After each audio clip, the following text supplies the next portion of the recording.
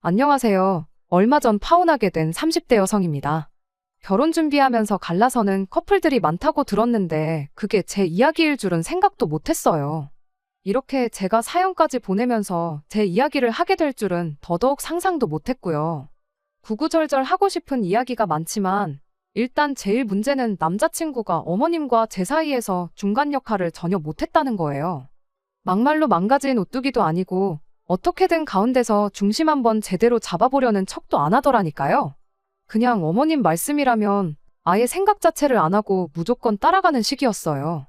그리고 보아하니 이러다간 평생 남편 아닌 어머님 아들 껍데기만 데리고 살지도 모르겠구나 싶었죠. 그래서 말 그대로 어머님 품 안에서 오래오래 살라고 제가 헤어져 준 거예요. 아무튼 남자친구가 도대체 뭘 얼마나 잘못한 건지 궁금하실 테니 한번 이야기를 해보겠습니다.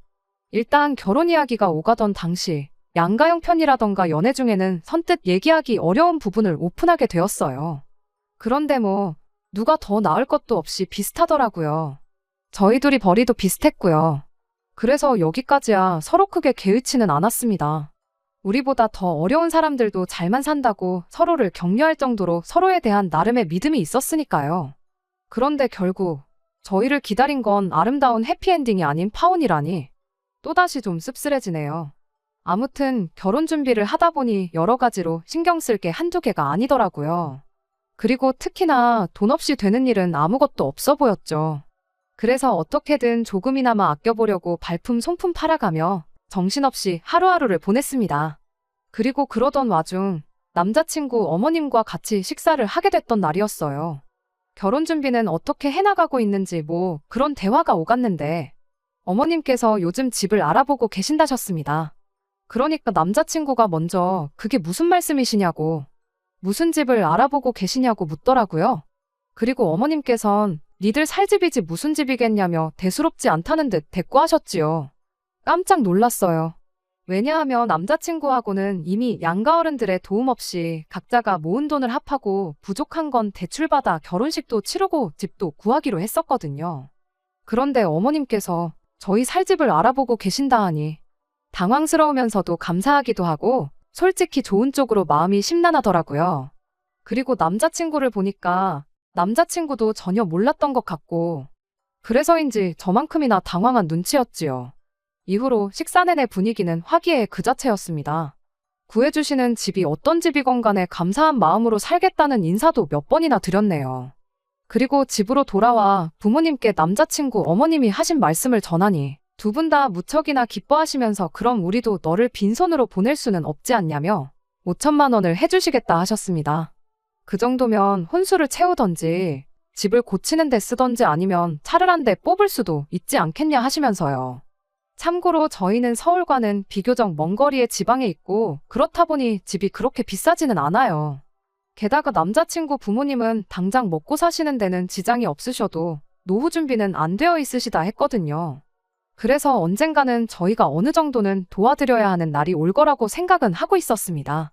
아무튼 그래서 제 나름대로 해주시는 집이 1억대의 빌라 정도 아닐까 짐작하고 있었죠. 그리고 그에 비하면 제가 모아놓은 돈이 4천이 좀 넘었고 저희 부모님이 5천을 해주신다셨으니 거진 1억을 해가는 거잖아요.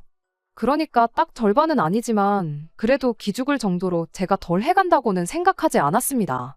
아무튼 그렇게 저희 부모님께서도 5천을 해주신다셨기에 그 소식도 전할 겸 다시 한번 남자친구 어머님을 모시고 식사하는 자리를 갖기로 했어요. 겸사겸사 어머님이 알아보고 계신다는 집이 어딘지 뭐 그런 것도 여쭤보고 싶었고요. 그리고 어떻게 들릴지는 모르겠지만 제가 비록 어머님이 해주시는 집에 직접적으로 돈을 보태는 건 아니어도 어쨌든 저도 제법 큰 돈을 가지고 시집을 가는 거잖아요. 그러니까 어느 정도는 신혼집에 관해서라면 제 의견을 낼 수도 있지 않을까 싶었어요. 그렇다고 제가 고집을 부리겠다던가 뭐 그런 건 절대 아니었습니다. 그저 기왕이면 저랑 남자친구 둘 다 출퇴근하기에 편한 곳이면 좋겠다 싶었고 남자친구 본가든 저희 부모님 집이든 어느 쪽으로도 가깝지 않은 곳이면 했지요. 화기애애한 분위기 속에서 그간 어떻게 지냈는지 뭐 가벼운 안부를 주고받으며 대화가 오갔어요. 그런데 도통 집에 대한 이야기는 어머님이 안 해주시더라고요. 그래서 제가 조심스레 집은 혹시 어떻게 되고 있는지 얘기 좀 해주시면 안 되냐고 애교스럽게 여쭙습니다. 그런데 어머님께선 다 당신이 알아서 잘 알아보고 있으니 신경 끄란 말씀만 하시더라고요. 그리고 그렇게 말씀하시니 저도 더는 할 말이 없었죠. 이후로 집에 대한 이야기를 듣게 된 건 한 달쯤 지났을 무렵이었어요. 남자친구랑 카페에서 데이트를 하던 중이었는데 어머님한테 전화가 걸려왔거든요. 그리고 남자친구 딴에는 소리를 있는 대로 줄인다고 줄인 것 같은데 그럼에도 불구하고 핸드폰 너머로 통화 내용이 다 들리더라고요. 그래서 엿들으려고 한 건 아닌데 이미 계약도 끝났고 잔금만 치르면 되는 상황이란 걸 알게 되었습니다. 어머님과 통화가 끝난 남자친구에게 집이 도대체 어디냐부터 시작해서 그동안 궁금했던 걸 쏟아냈어요. 하지만 남자친구는 자기도 잘 모른다는 말로 일관할 뿐 제대로 된 대답을 주지 않았죠. 그리고 바보같이 그때도 저는 정말 남자친구가 몰라서 대답을 못 해주나 보다고 생각했습니다. 그런데 그 연락이 있고 얼마 지나지 않아 왜 남자친구 어머님께서 그렇게 집 이야기를 쉬쉬하셨는지 알게 되었네요. 남자친구한테 집을 봐야 혼수를 뭘 살지 정하고 할 거 아니냐. 뭐 하나 진도가 안 나간다 하고 참다 못한 제가 짜증을 낸 적이 있어요. 그랬더니 며칠 뒤 남자친구가 집 구경 가자며 저를 데리러 왔더라고요. 그리고 당연히 저는 신났었죠. 어느 동네에 어떤 집일지 밑도 끝도 없이 상상만 했었는데 드디어 결혼 자체가 뭔가 실감이 났달까요? 그런데 남자친구가 내비에 주소를 찍는데 말도 안 된다는 생각이 드는 위치였어요. 이건 뭐 남자친구의 본가나 저희 집에서나 가깝지 않은 정도가 아니라 멀어도 너무 멀었거든요. 게다가 동네에 도착해보니 제 예상대로 교통편도 속된 말로 거지 같았습니다. 원래 아파트를 중심으로 상권이 형성될 예정이었는데 회사가 부도가 났다나. 아무튼 그래서 뉴스에도 나오고 제법 떠들썩했던 동네였거든요. 그러니 당연히 대중교통도 제대로 마련되어 있지 않았고 그렇다 보니 출퇴근을 하려면 걸어서 20분은 나와야 그나마 버스를 탈 수 있는 상황이었죠. 그뿐인가요? 그 버스를 타고 바로 회사에 갈 수나 있으면 몰라요. 문제는 그 버스를 타고도 2번을 더 갈아타야만 했습니다. 정말이지 눈앞이 캄캄한 게 이직을 해야 하나 하는 생각까지 들었다니까요. 게다가 차는 한 대뿐이니 남자친구든 저든 둘 중에 한 명은 무조건 대중교통을 타야 하는데 애시당초 차는 남자친구 차였으니 빼도 박도 못하고 제가 그 개고생을 떠안게 생겼던 거죠. 하지만 더 황당한 게 남아있었으니 바로 집 그 자체였습니다. 저희 둘이 사는 신혼집이니 24평 정도면 충분하다고 생각했어요. 실제로 남자친구랑도 그렇게 하기로 했었고요. 그런데 어째선지 어머님이 해주시는 집은 단지 내에서 제일 큰 34평짜리 아파트였습니다. 시세로 2억 7천. 서울 집값에 비하면 귀여운 수준이겠지만 저한테는 너무나 크게 느껴졌지요. 남자친구한테 어머님 아버님 2분 다 노후 준비도 안 되어 있으시다며 이런 집을 우리한테 해주셔도 되는 거냐고 물었습니다. 대출받아서 해주신 거면 앞으로 상환은 어떻게 하실 거지? 하면서요. 솔직히 저희가 당장 아이를 가질 것도 아니고 그러니 굳이 빚을 내가면서까지 큰 집을 살 필요는 없다고 생각했어요. 게다가 아파트는 관리비도 많이 나오잖아요. 그러니 아무리 생각해봐도 이건 아니다 싶었습니다. 해주시는 남자친구 부모님껜 감사한 마음이었지만 차라리 저희가 출퇴근하기 좋은 곳에 더 작은 평수 빌라를 구해주셨으면 어땠을까 하는 아쉬움이 들었죠. 그래서 남자친구에게 어머님 좀 뵙고 가자고 했더니 영 내켜하질 않더라고요. 하지만 제가 밀어붙여서 결국 남자친구 본가에 들렸습니다. 어머님이 연락도 없이 무슨 일이냐시길래 방금 집 보고 오는 길이라고 했어요. 그랬더니 어머님이 활짝 웃으시며 어때 좋지 하시는데 웃는 얼굴에 침 못 뱉는다고 순간 어떡하나 싶대요. 하지만이네 그래도 아닌 건 아닌 거지 싶어서 어머님께 그렇지 않아도 집에 대해서 할 이야기가 있어서 찾아왔다 했습니다. 그리고는 솔직히 말씀을 드렸어요. 집은 좋지만 저희 둘한테는 너무 과한 것 같다고 계약금을 얼마나 내셨는진 모르겠지만 집주인하고 다시 한번 이야기를 해보시면 안 되겠냐고요. 그리고 저희는 제가 예전에 말씀드렸던 그 14평 빌라면 충분할 것 같다 했습니다. 그랬더니 어머님께선 그 빌라는 너무 작다며 거기서 어떻게 내 식구가 사냐고 하시대요. 그리고 저는 순간 어머님께서 대충 저희가 앞으로 둘은 나을 거라는 전제에 하시는 말씀인 줄 알았는데 그게 아니었어요.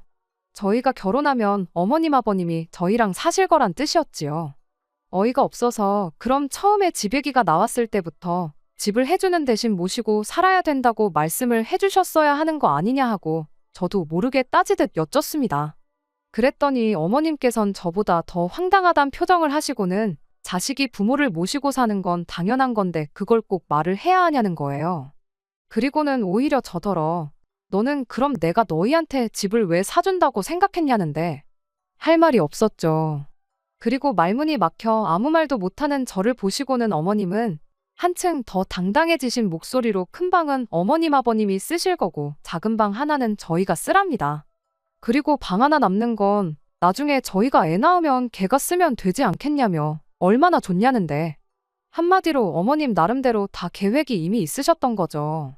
게다가 너무 화가 나서 남자친구를 쳐다봤는데 저랑 눈이 마주치자 쓱 피하는 게 아니겠어요?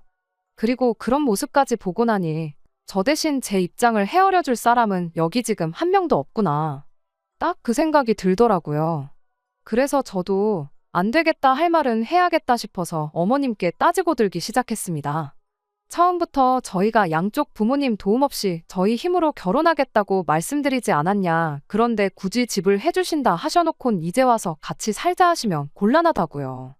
그리고 저는 모시고 사는 건 생각해 본 적도 없고 자신도 없다.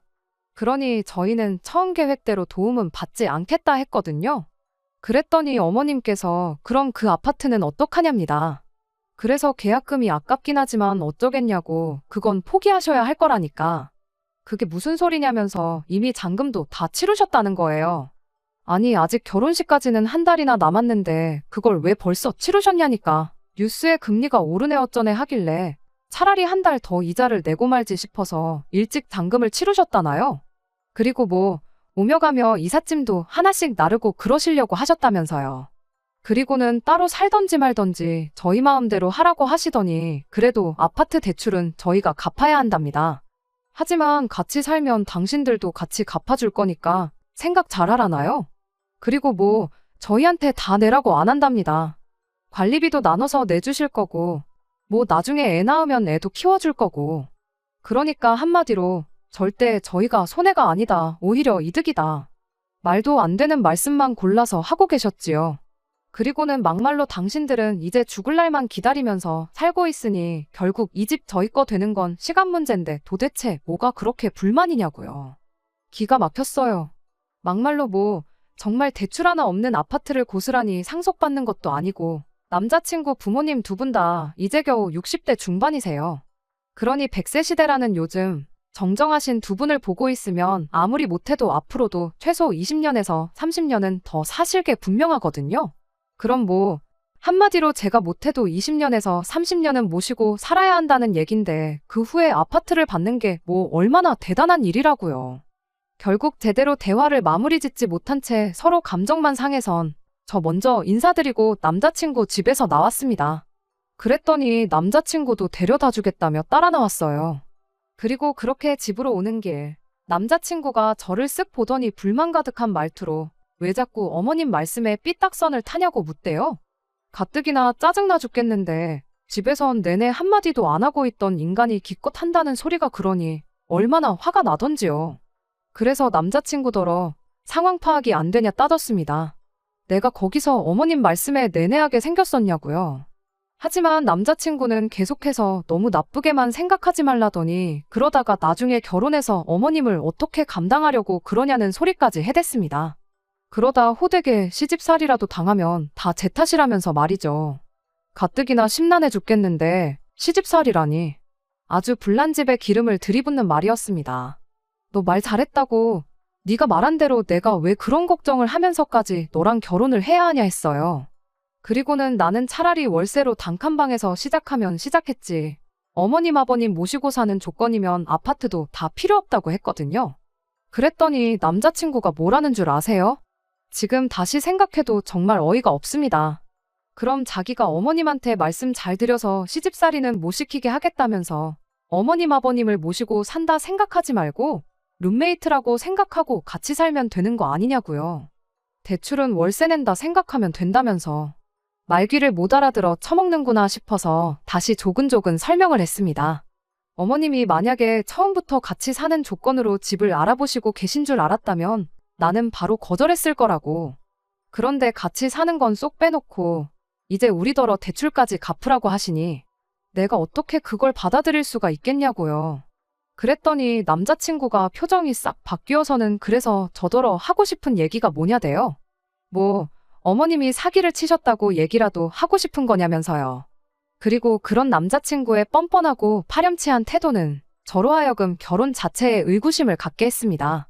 아직 결혼한 사이도 아닌데 벌써부터 어떻게든 제가 어머님한테 맞춰드리길 바라는 사람이 결혼하고 나면 더하면 더했지 덜하진 않을 게 분명하다 싶었으니까요. 어째선지 남자친구와 대화가 길어질수록 싸움도 커져갈 뿐이었어요. 그래서 남자친구에게 차 세우라고 하고는 더는 하고 싶은 말도 할 얘기도 없다 했습니다. 그리곤 우리 결혼하는 건 다시 한번 생각 좀 해보자 하곤 택시를 부르는데 솔직히 좀 이상하게 들릴 수도 있지만 제가 이 정도로 세게 나가면 남자친구가 하다못해 미안하단 말이라도 한마디 할 줄 알았거든요. 그런데 웬걸요. 제가 택시를 부르던 말던 본체만체 하더니 붙잡지도 않고 하다못해 조심히 들어가란 인사조차 없더라니까요. 그리고 그날 이후로 며칠 동안 남자친구도 저도 서로에게 아무런 연락도 취하지 않았습니다.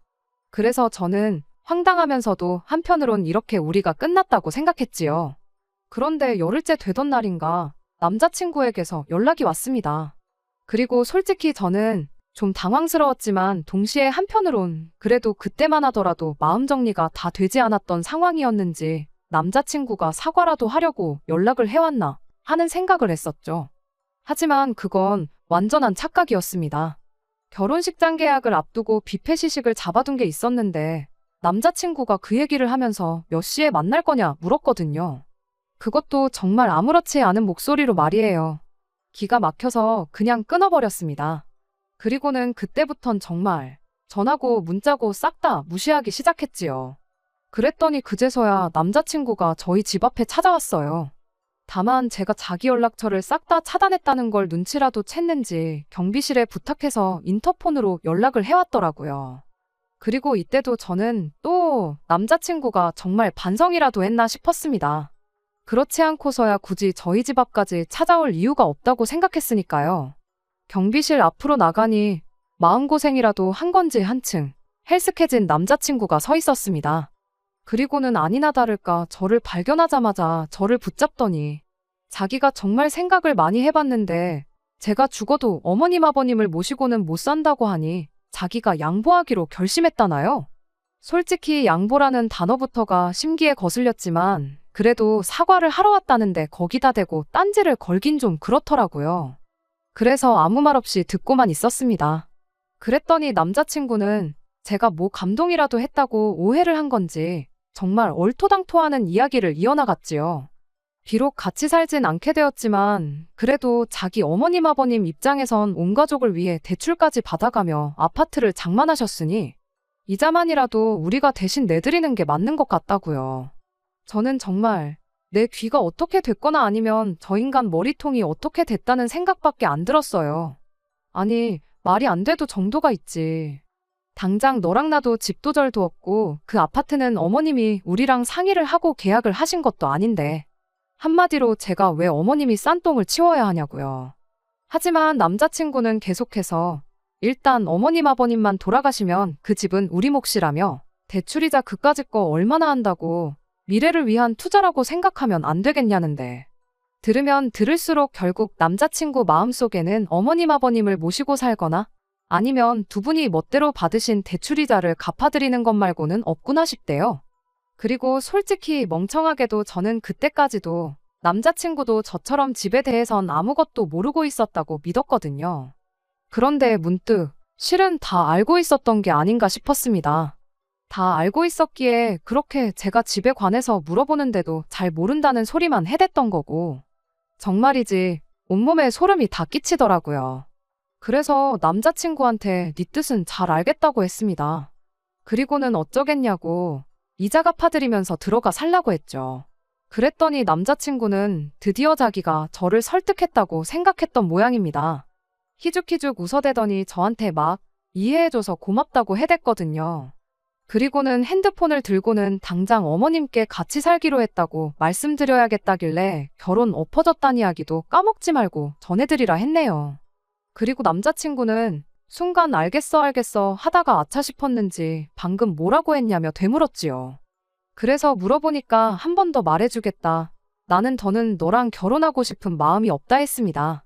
그리고는 그러니까 두 번 다시 내 근처엔 얼씬도 하지 말라고 했죠. 그러자 좀 전까지 희죽거리던 얼굴은 온데간데 없이 남자친구는 벙찐 표정으로 저만 바라보고 있었어요. 하지만 그 표정은 절박하기보다는 뭐랄까, 이 상황을 어떻게 하면 모면할 수 있을지 한마디로 잔머리를 굴리느라 바빠 보였죠. 아마 제가 파혼 이야기를 꺼낼 거라곤 상상도 못했던 모양이에요. 그런데 그렇게 몇 분이나 흘렀나. 남자친구가 보인 행동은 뜻밖이었습니다. 지 엄마한테 전화를 걸었거든요. 그리고 기가 막혀 그 모습을 보고 있는데 남자친구가 대뜸 지 엄마가 저한테 할 말이 있다고 한다며 핸드폰을 건네주대요. 그래서 무슨 소리를 하나 들어나 보자 싶어서 받아들었습니다. 그리고 저는 그래도 마음 한켠으론 어머님이 저한테 사과라도 하려고 그러시나? 아니면 당신 아들하고 헤어지지 말란 얘기를 하려고 그러시나? 뭐 그런 생각을 하고 있었는데 제 예상과는 달리 어머님께선 그저 한숨만 푹푹 내쉬시며 저한테 왜 이렇게 계산을 못하니? 왜 아무리 설명해줘도 이해를 못하니? 그런 말씀뿐이셨어요. 자기들 죽고 나면 그 집은 저희 몫인데 왜 그건 생각을 못하냐고요. 듣는데 정말 지긋지긋해서. 그리고 막말로 저는 어쨌든 남자친구에게 이별을 고했으니 이제 남자친구 어머님도 더는 어머님이 아니지 않나 하는 생각이 들대요. 그래서 더는 참아야 할 이유도 없겠다 싶어 예전부터 하고 싶던 그 말을 내뱉었습니다. 어머님 뭐 죽을 날 받아놓고 살고 계시냐? 제가 보기엔 못해도 20, 30년은 거뜬하실 것 같은데 제가 미쳤다고 아파트 하나 받자고 그 세월 내내 시집살이를 한다고 하겠냐? 그리고는 대출은 걱정 마시라고 어머님 아들이 다 갚아드릴 거라고요. 그랬더니 핸드폰 너머로 너 지금 말 다 했냐? 내가 너 진작부터 마음에 안 들었는데 하도 내 아들한테 들러붙길래 좋게 봐주려고 한 거다. 지금이라도 빨리 잘못했다고 빌어라. 안 그러면 너 후회할 거다. 그래서 제가 막 웃어버렸어요. 후회해도 제가 하니 신경 끄시라면서요. 그리고는 뭐 저라고 어머님이 마음에 들었겠냐 하고는 어머님만 저를 며느리로 고르고 말고 하실 수 있는 게 아니라고 저야말로 어머님 같은 시어머니는 절대 사양이라고 했죠. 전화로 제 할 말 다 쏟아내고 남자친구한테 핸드폰을 돌려줬습니다. 그런데 보니까 남자친구가 아주 말 그대로 사색이 되어서는 분한 건지 아니면 놀란 건지 온몸을 개떨듯 떨고 있더라고요. 그리고 그런 남자친구의 모습을 보니 제가 정말 제대로 어머님한테 쏟아냈구나 싶어서 어찌나 후련하던지요. 다시 생각해봐도 파혼하기를 100번 1000번 잘한 것 같아요. 무책임하고 상황 판단도 못하고 지 마누라 될 사람 위할 줄도 모르는 못난 인간, 왜 처음부터 그런 인간인 줄을 몰라봤던 건지 흘려버린 시간이 아까울 뿐입니다. 한편 그래도 그간의 정을 생각해서 남자친구한테 조언 한마디는 해줬어요. 그 집 그냥 빨리 정리하라고. 네 부모 말 맞다나 두 분 돌아가시기 전까지는 그 집이 네 집 되는 일은 없을 테고 그런 집에서 어떤 여자가 시부모까지 모시고 살겠다 들겠냐. 그랬더니 이 인간이 끝까지 저같이 못돼 처먹은 여자들이나 그렇지. 찾아보면 분명히 시부모님 모시고 알뜰살뜰 살 여자가 있을 거랍니다. 그러면서 저더러 잘난 척하지 말고 심보나 곱게 쓰라는데 그래 뭐 알겠다고 했어요. 막말로 저는 할 만큼 했다 싶었고 이제 남자친구가 어떻게 살게 되든 제 알 바는 아니다 싶었으니까요. 그리고 듣자 하니 남자친구가 기어이 제 조언은 개나 줘버렸는지 어머님 아버님하고 같이 그 아파트에서 살기로 했다대요. 꼭 똥인지 된장인지 먹어봐야 아는 건지. 아무튼 뭐 이젠 저랑 아무 상관도 없으니까요. 사는 게 힘들다는 죽는 소리 앓는 소리나 언젠가 한번 들을 수 있으면 좋을 것 같네요. 끝까지 들어주셔서 감사합니다. 오늘의 사연은 여기까지입니다. 구독과 좋아요, 알람 설정 부탁드리고 더 좋은 사연으로 다시 찾아뵙겠습니다. 감사합니다.